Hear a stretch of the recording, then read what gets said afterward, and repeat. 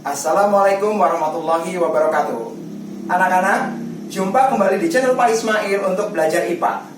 Kali ini kita akan mempelajari tentang faktor yang mempengaruhi hambatan listrik atau dilambangkan dengan R, artinya resistor ya, atau hambatan. Masih ingat materi Bapak yang lalu tentang hambatan? Ya, tepat sekali. Menurut Jos Simon Ohm, hasil perbandingan tegangan atau V dengan kuat arus atau I itu merupakan faktor hambatan. Nah, hambatan listrik sendiri ini sebenarnya adalah komponen elektronik yang ada di setiap peralatan listrik. Apa saja?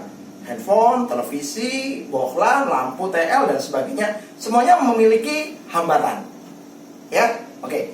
Nah, menurut Ohm, hambatan listrik atau resistor ini itu dipengaruhi oleh tiga hal ya.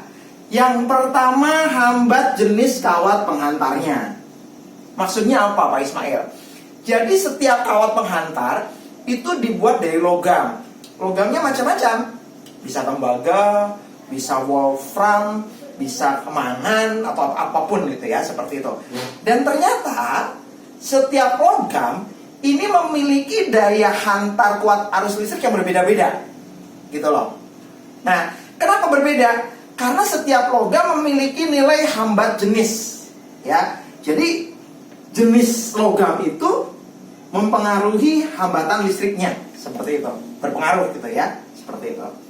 Kemudian yang kedua, apalagi panjang kawat penghantarnya, ya. Jadi panjang pendek kabel atau kawat penghantar pada komponen elektronik atau alat elektronik itu mempengaruhi hambatan listrik. Dan terakhir, luas penampang kawatnya. Ya, kabel itu memiliki ukuran kan. Ada yang diameternya 0,01 mm, ada yang diameternya 0,1 mm, ada yang diameternya 0,2 mm. Berbeda-beda ya luas penampangnya. Ternyata luas penampang juga berpengaruh terhadap hambatan. Seperti itu. Paham ya anak-anak ya? Oke. Nah, hasil riset Ohm, ternyata hambat jenis kawat itu ya, jenis-jenis logam kabel itu sifatnya berbanding lurus dengan hambatannya. Jadi kalau nilai hambatannya jenis hambat kawatnya kecil, itu sebanding gitu ya, sebanding seperti itu. Sedangkan panjang kawat juga sebanding. Semakin panjang kawatnya, hambatannya semakin besar. Semakin pendek kawatnya atau kabelnya, hambatannya semakin kecil, sebanding. Tetapi untuk luas penampang itu bersifat seper-R, artinya berbanding terbalik, gitu loh. Ya, jadi kalau luas penampangnya kecil, justru nilai hambatannya besar. Tapi kalau luas penampangnya kawatnya besar, justru hambatannya kecil, seperti itu. Ingat ya, yang berbanding lurus itu hambat jenis dengan panjang kawat, sedangkan yang berbanding terbalik luas penampangnya. Ya, sehingga dirumuskan atau diformulakan R sama dengan rho. Rho itu hambat jenis, ya, dikali L itu panjang kawatnya, dibagi A itu luas penampang. Nah, anak-anak bisa lihat di sini. Kalau dalam konsep matematik, R itu pembilang, rho itu pembilang, L itu pembilang. Dia berarti berbanding lurus. Sebaliknya, R itu pembilang, A itu di bawah, penyebut, berbanding terbalik. Ya, dimana R ini untuk hambatan, satuannya ohm, atau biasa ditulis dengan lambang omega. Kemudian rho, ini nilai hambat jenis kawat. Ada dua satuan, omega meter. Cuma dalam konteks elektro, namanya kawat itu kan penampangnya kecil ya. Nah, itu dikonversikan untuk satuan standarnya. Kalau untuk yang lebih kecil, omega kali milimeter kuadrat per meter. Mana yang betul? Dua-duanya betul. Nanti tergantung soalnya. Ya, oke. Seperti itu. Jadi, Bapak ulang, hambat jenis kawat satuannya omega meter atau rho omega kali milimeter kuadrat per meter. Seperti itu. L panjang kawat, ini satuannya adalah meter. Sedangkan A luas penampang kawat meter kuadrat. Ya, ingat variabel-variabelnya ya. R hambatan, rho hambat jenis, L panjang kawat, dan A luas penampangnya.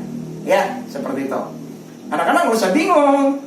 Pak, gimana kalau mencari variabel rho? Gimana kalau dalam soal mencari variabel L? Gimana dalam soal kalau mencari variabel A? Anak-anak nggak usah bingung. Ya, ini konsep dasar rumus seperti ini bisa kita buat persamaan sehingga mudah untuk mencarinya. Ya, jadi misalnya seperti ini ya. Konsep dasar itu R sama dengan rho kali L dibagi A. Nah, gitu kan? Oke. Nah, ini kan penyebut.